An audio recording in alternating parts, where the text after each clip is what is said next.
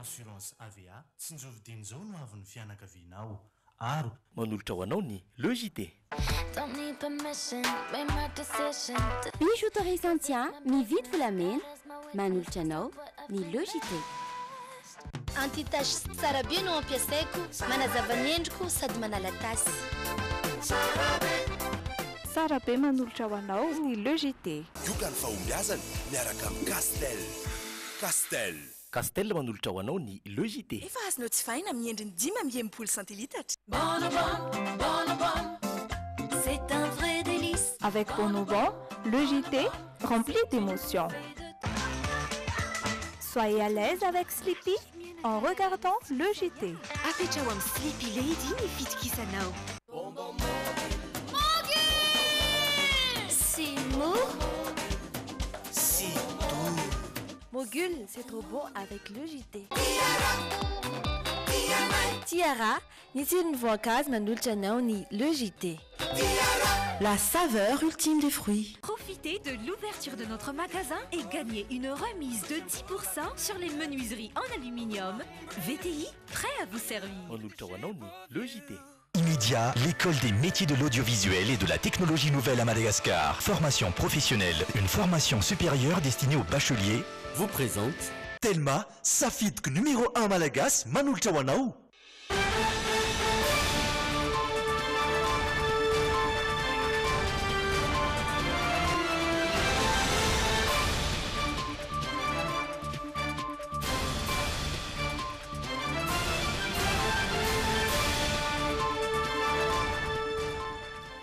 faly tafaraka aminao indray amin'ity takariva ny talata fa 7 ny volana aprily ity tonga soa atao anatin'ny fotoanany fampahalalam-baovao tompoko lahy sy tompoko vavy ireto ny lohatenitsika. Nolavin'ny prefekturan'ny polisy eto Antananarivo renivohitra ny taratasy fampahafantarana napetraky ny solombavam-bahoaka Tima sy Mapara mikasika ny hetsika izay kasain'izy ireo tanterahana amin'ny sabotsy ho avy izao. Naneho ny heviny mikasika ny fihetsiketsehana kasain'ny antoko Tima sy Mapara atao ny sabotsy izao ny AV7. Ny alatsinainy 17 ny volana aprily ho avy izao no ametrahana ny vato fototra fanitarana ny serana tsambony Tomasina. Mandeha ny tsaoan'ny mahajanga fa misy vary loha aman-taonina maro miparitaka ao atoerany. Any ivelany manohitra ny fanambarana nataon'ny Tereza May tamin'ny daroka bomba tamin'ny Syrie ny vahoaka ao Londra. Ankafaliana indray tompoko lahy sy tompoko vavy no hitsidihana ny tokantranonao amin'izao alina izao ary anasananao ampanajana anaraka ny logité hatramin'ny farany. Iaraka amin'ny rajaontsika ao anatin'ny tapany faharoa ijery ihany koa zanam-pandaharana teny anglisy sy ny maro samihafa fa zao aloha iaran'olotra aminao ny actu sy ny la une ny tenako sy Rina Andriamalala.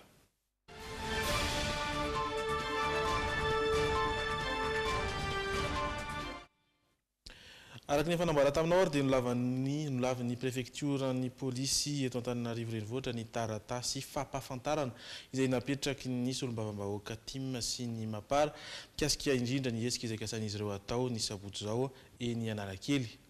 Entitra ny prefektura tamin'ny filazana amin'ny fanairana ireo olona mety anankirotana amin'izany fotoana izany nanatrika ny fanambarana nataon'ny prefektura Androany imiaro soa rojo ravaka sy kasambola manana. Kina zany izy.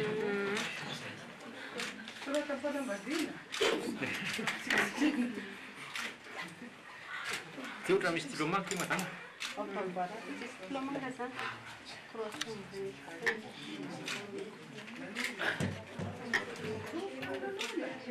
Androany folakandro tokony ho tamin'ny 3 sy fefany tonga tety Tsimbazaza tety amin'ny prefekturan'ny polisy Antananarivo renivohitra. Misy sasany tamin'ireo solombavam-bahoaka Tima sy Mapara. Ny antondian'izy ireo anatitra taratasy fampahafantarana ilay hetsika kasaina ao atao ny sabotsy izao eo amin'ny tokotany malalaky ny lapan'ny tanàna Analakely. Voapetraka soamantsara zany ny taratasy fampahafantarana ny préfet de police eto Antananarivo mieritreritra ary mino fa amin'ny ara-dalàna zany ny zavatra izay ataonay ny asabotsy izao. Laza hoe efa nahazo alalana avy amin'ny commune Antananarivo renivohitra ireo solombavam-bahoaka. Manohatra izay kosa ny avy amin'ny prefektura eto Tsimbazaza izay manazava fa tsy naharay taratasy fangatahana anao fihetsiketsehana. Noho izany sokajiana ho tsy ara-dalàna izay hetsika rehetra ho atao eny Analakely ka tsy nahazoana lalana. io zany autorisation d'occupation ny commune voalohany indrindra zay tsy nahazo copie an'izany tsy fantatra ny mikasika an'izany fantatra ny préfecture zany mazava ho azy fa voie publique io ary ny texte mazava tsara aucune réunion ne peut être tenue sur la voie publique ny parvis io voie publique io so misy milaza indray hoe tsy voie publique lalan'ny tomobile lalan'ny olona tsy azo atao ny manao manifestation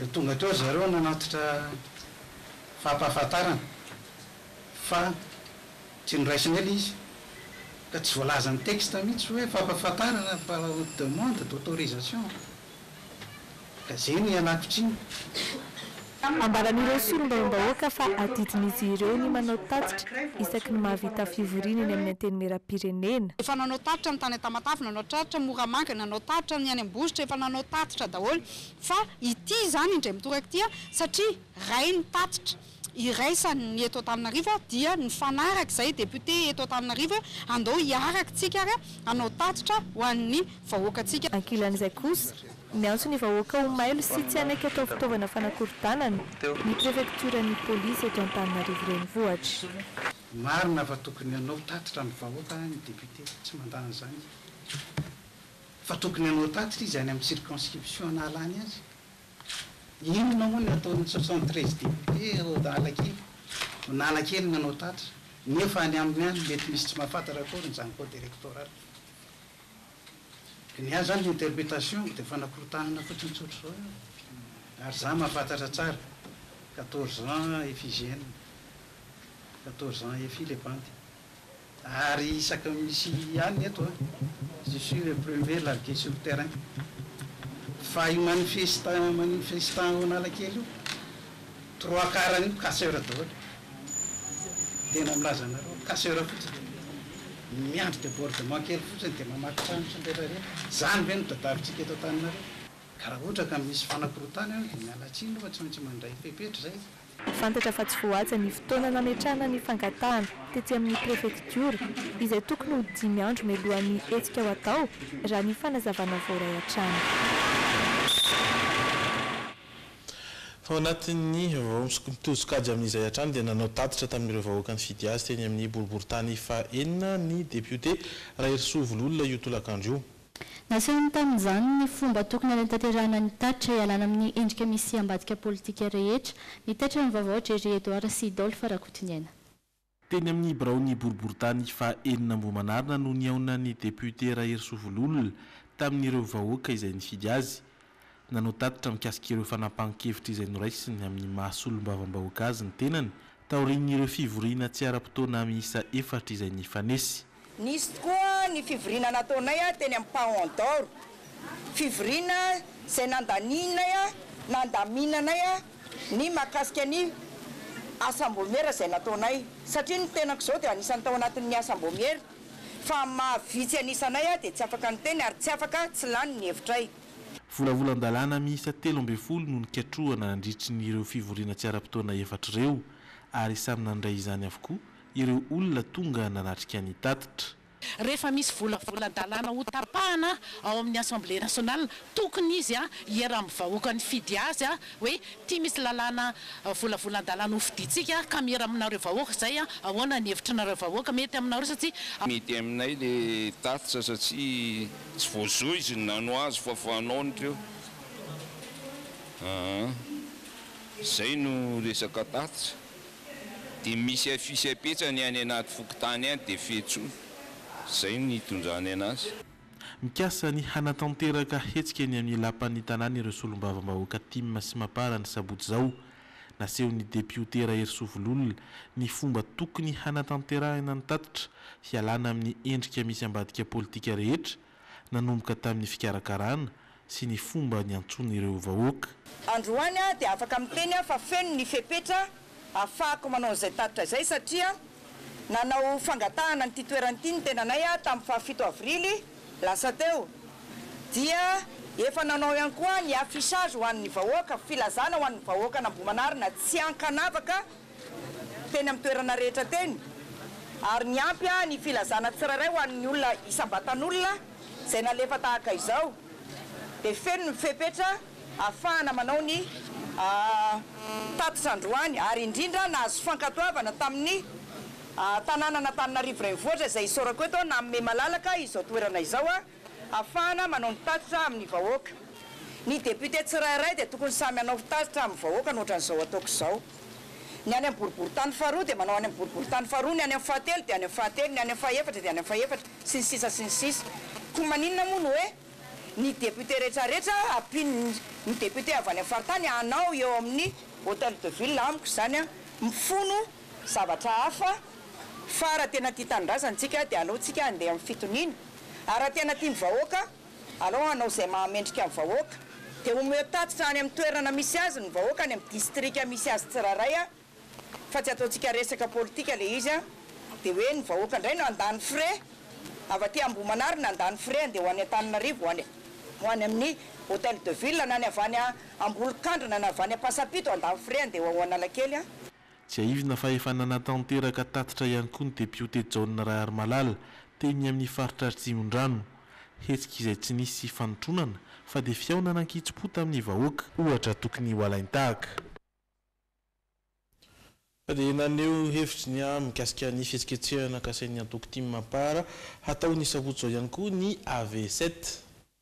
Nambaran'izy ireo fa tokony andry ny fifidianan'izy ireo fa tsy hamoro olona hitondra fanakorontanana indray, miantso ny rehetra mba ho tony ary tsy anaiky ho voarebireby ny AV7 androany, nitatitra ny antsipirian'izay Piardina Razavindramanina sy Zo Randriatsalama.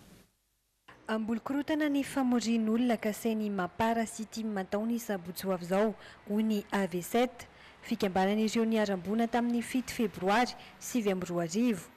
Tsy ekena ohatra n'izy ireo ny amon'olona indray ho atao sorona anongana mpanjakana toy ny tamin'ny taona 2024. Mbola tsy ampy ve ny ainana fohy teny an-tanana reny, mbola ambolo-korotana indray fa aminay raha ohatra ka mahery sy lehilahy lehibe aleo andeha ny fifidianana dia mirotsara rasa fa tsy hitabataba ambolo-korotana indray eto amin'ny tany sy firenena.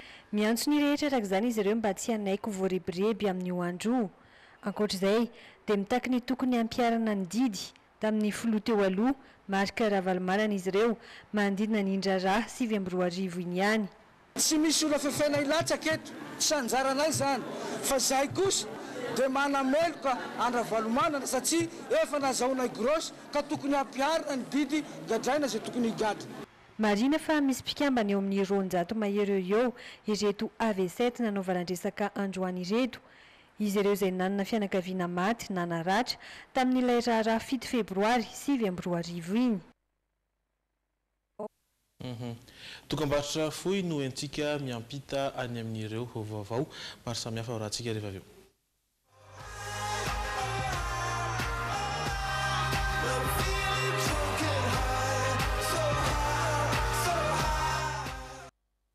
Saorana ianao mbola miaraka amin'ny amin'izao takariva izao hanohy ny fotoana isika. Ny alatsinainy 17 ny volana aprily avy izao no hametrahana ny vaty fehizoro fanitarana ny seranantsambo ny Tomasina. Amin'ny herinandro ihany dia hanomboka ny asa fanamboarana tombony lehibe ho an'ny toe-karem-pirenena ny fahavitan'ny seranantsambo ny Tomasina izay miantoka ny 70 isanjato ny fifanakalozana ara-barotra eto Madagasikara, mitondra ny antsipirian'ireo fanovana entiny eny anivon'ny seranantsambo ny Tomasina fanadihadiana entiny Sonia Andrenirina sy Misa Razafinjatovo. Taorian'ny fandiniana ireo lafiny ara-teknika rehetra momba ny fanitarana ny seranantsambo ny Tomasina izay naharitra 10 taona. Anomboka amin'ny herinandro avy eo ny asa fanamboarana. Isan'izany ny fanitarana ny fiantsonan'ny sambo 770 metatra, ny alalin'ny rano 40 metatra mba ahafahan'ireo sambo vaventy miantso na ampilaminana, ny fanamboarana toerana vaovao ametrahana ireo kontenera izay ahatratra hatrany amin'ny 10 hektara ary ny fanitarana ny fefy iarovana ireo fototra-afitrasa amin'ny ranomasina. Ireo amin'ny akaben'ny asa goavana atao amin'ny seranantsambo ny Toamasina, ankoatra ny fanatsarana sy ny fampitaovana ny seranana ifanaraka amin'ny toetrandro. Ohatrany manomboka amin'ity taona ity tsika zany dia mety any amin'ny 2025 any zany zay vao havitana ny asa rehetrarehetra. Zay nefany tsy midika fa hoe hiaritra an'izay 2025 zay tsika zay vao afaka misitraka andreo fotodrafitrasa vaovao reo fa hoe zany angambany hoe any amin'ny 2021 na 22 any dia fa misy ampahany amin'ireo kely reo zany no azontsika ampiasaina eo amin'ny 320 mètres eo. Ho voavatanteraka noho izany ny olana nosedraina teo anivon'ity seranatsambo lehibe indrindra eto Madagasikara ity aoriana izao asa fanamboarana izao. Afaka mandray ireo sambo vaventy itombo ary atratratra any amin'ny ray tapitrisy ireo contenera zaka ny seranatsambo raha manodidina ny roa tsy mahery ankehitriny. Ka zay le 639 millions de dollars zay zany hoe ny coût anamboarana an'ilay investissement zay zany. Nefa n'izay coût zay zany iarahana ataoko hoe miaraka amin'ny fanjakana japonais zany hoe misy ampahany zany aty amintsika tompotrano no mizaka an'izy dia misy ampahany zany avy any amin'ireo volana ampindramina. Nomariny tele general ny seranatsambo ny Toamasina fa tsisy fiantraikany amin'ny fampandehanan-draharaha eo anivon'ny seranatsambo velively ny asa fanamboarana ka tsy misy tokony ampanany rehetra. Ny alatsinainy 13 aprilo avy izao moa no ametrahana ny vady fototra fanitarana ny seranatsambo ny Toamasina. Vaovao mikasika amin'ny tontolo iainana indray isaky ny talata dia manokana fotoana ho an'ireo ankizy mpianatra ny plaza Ampeflo. Fotoana izay ahafahan'ireo ankizy misitraka ny fijerena sarimihetsika anatina efitrano avolenta sy ampitana afatra ny fampianarana. Ho an'androany dia miompana tamin'ny tontolo iainana izany teny antoerana ny aranjery sy ny atrikizany ihany koa Andry Lalain'Andriamasy sy Doda Rajarinjato. Ny fiovaovan'ny toetrandro na changement climatique sy ny fihafanan'ny tany, réchauffement planétaire no lohahevitra ho an'ity hetsika fandefasana horonan-tsary fanadihadiana sy adievitra izay nizotra teny amin'ny plaza Ampeflo andro natoandro ity. Tanjonay zany dia mba ahitana ireo zatovo ao amin'ny lycée eo amin'ny atao eo amin'ny 5-10 taona eo ny voka-dratsiny ny mandratsina amin'ilay teny baiko hoe le réchauffement climatique zany mahatonga le réchauffement planétaire. Ka le horonan-tsary zay alefanay io zany dia sériana documentaire izy io zany hoe voarakitra anatiny io zany hoe inona no atao hoe réchauffement climatique, inona no voka-dratsiny ary inona no fisorohana an'le izy. Mpianatra ny lycée technique Ampeflo nisa 700 mahery no nanaraka izany. Hita olina tokoa ireo mpianatra ary nafana ny adievitra. Ohatra hoe fiovan'ny toetrandro dia ny ohatra hoe misy ny orana dia tondratrano dia zavatra mitrangy aty ambony tany. Resaka momba tontolo iainana voarayako teo zao hoe fivaovan'ny toetrandro dia le mahatonga an'le calamité naturelle. Manjary lasa na izy tsy mafana be ohatra ny tany na izy tondratrano be dia manjary tsisy vokatra miakatra. Fiarovana an'le izy tokony tandrina zany dia tokony tsy hanimbanimba zavatra dia tokony lanjalanjaina koa ny zavatra ampiasaina. Ohatra hoe amin'ny lafiny usine na ny tomobile dia setroka. Ny usine zany tokony eo amin'ilay momba an'ilay setroka tokony ahena kely. Fiarovana namorona entreprise dia ilay entreprise ohatra zao hoe misy fako dia ilay entreprise misy entreprise amoronana ilay fako dia hitarina eto Madagasikara ilay izy. Tsy manarinary fako eny hoe fotsiny izany dia mila fahavononana ny saina fotsiny mba ialana amin'ilay changement climatique. Raha fehezina dia tafita ny afatra avy tamin'ny ministeran'ny tontolo iainana sy haivoary Ariala. Teknisiana avy tamin'ny ministera ity rahateo no niezaka nanazava sy namaly ireo fanontaniana itikitika ny sain'ny mpianatra. Ilay changement climatique efa iainana amin'izao fotoana izao eto Madagasikara dia tokony andray andraikitra isika rehetra manomboka hatrany amin'ny kely ny mpianatra ny mpanao politika sy ny olom-pirenena isan-tsokajiny ahafahana manena ny voka-dratsiny changement climatique. Mbola itony talata heriny sy amin'ny tapabolana ity hetsika ity izay ny Alliance internationale no angadinana sy vinahitana izany ao anatin'ny herinandro iarovana tontolo iainana. Hetsika izay tafiditra rahateo ao anatin'ny fiaramiasa ministeran'ny fanabeazana sy ny plaza. Fa ho any amin'ny fatra isika mandeha nitsahony manjanga fa misy vary loha amin'ny taonina maro miparitaka ao antoerana. Tsy izany anefa no zava-nisy fa noho ny fisian'ilay fofona maimbo niparitaka ao amin'ny port noho ny atombohan'io resaka io. Vary simba vokatry ny fiparitana tao anatina salon nitaterana azy ka tratry ny orana no loha efa nidina ifotony teny atoerana ny tompony andraikitry ny ministeran'ny tontolo iainana ny faritra ary ny ministeran'ny varotra nijery ny zava-nisy. ity rano miandrina ato anaty chalon ity no miteraka fofona maimbo eto amin'ny Serana-Tsambony Mahajanga miainga avy any amin'ny 500 metatra dia efa maheno azy hany ka everin'ny olona fa vary simba mipetraka ato amin'ny Serana-Tsambo io mamofona tsy laitra io araka ny fitantarana ireo tompon'andraikitra izay nisafidiny tsy alaina sary dia efa tany amin'ny tapabolana lasa no niparitaka io fofona io teto vary 9,000 tonnes en vrac no nitaterina nafindra avy any amin'ny sambo nakety atanety nisy amin'ireo gona nefa nitritra niraraka tamin'ireo chalon ka rehefa azo ny orina dia nivadika aloha ka nitarika io fofona io noho ny fitarainan'ireo avy amin'ny manodidina aza moa dia efa nanao fidinana ifotony tetony avy ao amin'ny ministera misahana ny tontolo iainana ny zompanjiva ireo avy ao anivon'ny faritra Boeny ary ny ministera misahana ny varotra eto Mahajanga nijery fotony ny zava-misy marina ary nanatrika ny fanadiovana izay nataon'ny SEMS tompony ireo chalon valo nitaterana ireo vary ireo tsy marina ny filazana araka izany fa misy vary lomiparitaka ao amin'ny Serana-Tsambony Mahajanga misy mihitsy aza no samy laza fa efa nafindra gony amidy eny amin'ny tsena io vary io voamarina ny fahadisom-baovao ankehitriny ary efa nahavitany ireo tompon'andraikitra PV izany nalefa eny anivon'ireo ministera tsirairay izay voakasika ny Antsirabe natomboka omaly sy tao Andranomanelatra Antsirabe faharoa nitetika asa mampiroborobo ny fandraran'ny tanora mahakasika ny tontolo ambanivohitra. Faritra telo no misitraka ny tetikasa izay rahan'ny fanjakana malagasy amin'ny banky afrikana ho an'ny fampandrosoana mitatitra amintsika ny andindim-baovao Zora Benandrasana.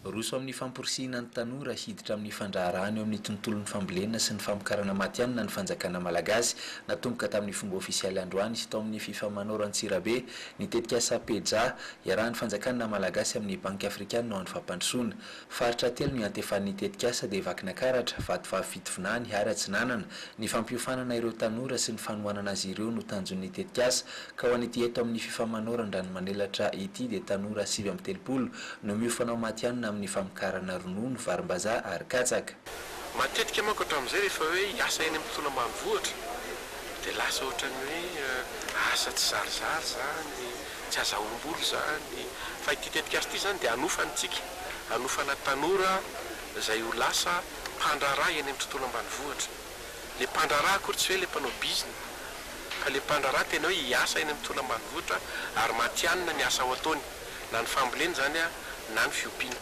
omenatra kefy zany izy omena fampianarana dia ho arahany izy zany hoe asena manao tetikasa izy dia rehefa asena raha ohatra izy zany ka mitady tany dia hojerena ny tany omena azy dia raha mitady famatsim-bola izy dia omena famatsim-bola izy tsy maintsy manao an'ilay antsontsika hoe business plan izy zany tanora mpandraraha eo amin'ny tontolon'ny fambolena miisa 700 no kendren'ny tetikasa ho voaofana ao anatin'ny 3 taona ka vehivavy ny 500 izany ny 500 amin'izy ireo kendrena ho lasa lehibe n'orinasa izay heverina ihany koa fa amorinasa mahery ny 700 tafiditra ao anatin'ny fanatrarana ny vinany fitondram-panjakana fisandratan'ny tontolo ambanivohitra sy Madagasikara iray manontolo ny tetikasa ny fisina mpandraraha madinika ohatran'ny reto zany dia isotona n'ireo le tontolo ambanivohitritsika miakatra ary misehatra tsara manoloana n'ireo ataontsika hoe agribusiness matanjaka sy lehibe zany toy ny ministera sy ireo mpiara-miombona antoka aminy dia resy lahatra amin'ny tosika lehibe hoentiny ity tetikasa ity eo amin'ny hoavin'izy ireo sy ny hoavin'ny Madagasikara ireo tanora mpiofana ny akabetsahan'ny malagasy dia mpamboly sy mpiompy avokoa zany hoe anisan'ny iray ahafahantsika mampandroso ny ara-toe-karenany fambolena sy fiompiana ka izay nahafahako nampahatonga anao hoe hiroso amin'ity tetikasa ity dia noho izany misaotra betsaka ministera izahay satria anisan'ny fanomezana toenana anay tanora amin'ny fanohanana ny hoavinay ary indrindra ny fampitondrana fampandrosoana amin'ny Madagasikara. Mbola hitarina amin'ireo faritra rehetra eto amin'ny anosy ny tetikasa hoy ny minisitra arakaraka ny fahombiazana izany amin'ireo faritra telo voasafidy hisitraka izany amin'izao fotoana izao. Fa iny vao iny ihany koa no mitondratsika amin'ny maresaka avy any ivelany. Manohitra ny fanambarana nataon'ny Theresa May amin'ny daroka bomba tamin'ny Syrie ny vahoaka Hollande nambaran'izy ireo fa mila ampanjakana ny filaminana ny fahamarinana ary toerin'izy ireo kosa ny daroka bomba atao amin'ny firenena tahaka iry.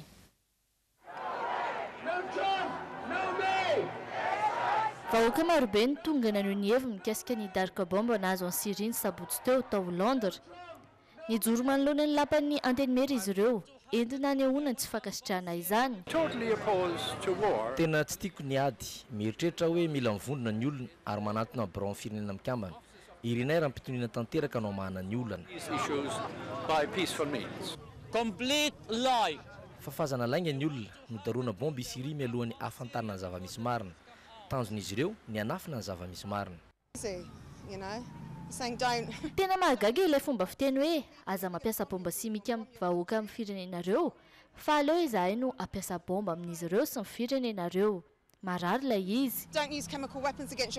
Marina fa taorian'ny fanambarana nataon'ny Theresa May nahafantarana fa ny Britanika no nanao darika bomba ny Syrie no nanaovan'izao hetsika izao ny vahoaka tao Londres. I Theresa May izay nilaza fa nataonay ireny fihetsika ireny mba ho tombontsoam-pirenena. Mbola eo amin'ny maresaka iraisam-pirenena izay hatrany ny herinandro lasa teo, lehilahy mainty hoditra roa no nosamborin'ny mpitandro ny filaminana noho ny fipetrahana tao amina Starbucks iray tao Pennsylvanie. Ho an'ireo olona tao amin'ny toeram-pisakafoana sokajiana izy ireo fanavaka vaham-bolikotra ny zava-nisy ary nanao fihetsiketsehana noherina izany izy ireo androany. Lehilahy roa ny andro namana tao amina toeram-pisakafoana Starbucks iray tao Philadelphie no nosamborin'ny mpitandro ny filaminana ny herinandro lasa teo. Izy ireo izay raha ny fanazavana dia nipetraka tsy ny komandy sakafo hohanina mihitsy. Fihetsika izay nampanany mpitantana ilay toerana ary nahatonga azy ireo niantso ny mpitandro ny filaminana raha ny fanazavana. Nametra-panontaniana noho izany ireo fotsy fiodirana hoe naninona no tsy niatra tamin'izy ireo ity zava-niseho ity. Noho izany indrindra no sokajiana ho fanavaka vaham-bolikotra ny zava-nisy ary vahoaka marobe ny tonga naneho ny tsy fankasitrahana izany. We want to see an actual plan to make sure that those individuals that come to and from Starbucks. Mila paikady matotra sy tsara izay mba ahafahan'ny olona mifamezivezy amin'ny Starbucks sy manerana Philadelphie alalaka sy vezivezy amin'ny toerana izay tiany. Tsy anana ihany mety ahazo azy ireo noho ny volon-kodiny. Of being targeted because of their skin color. Marina fa efa nanao fialan-tsiny ny filoha jeneralin'ny Starbucks, Kevin Johnson. Izy izay nilaza fa manohitra ny fanavakavahana indrindra noho ny fahasamihafan'ny volon-koditra. Fa naraka zanam-pandaharana maro isika ao anatin'ny tapany faharoa ireto no aroso aminao amin'izany. Ny taxi be sy ny manodidina azy no entina ao anatin'ny teny anglisy. Voalavo ny andro kendren'ny mpitandro ny filaminana ho ny hinana rongony no entina ao anatin'ny hafakely. Nasaina nanao beso ny hirany isan-kelin-dalana ny olona sendra ny fandraisam-peo ny logité. Ireo rehetra ireo no entina ao anatin'ny tapany faharoa iarana ny Nigeria Edouard sy tsara fara ny tena kosa mametraka ny veloma mandra-pitafa ho amin'ny manaraka indray.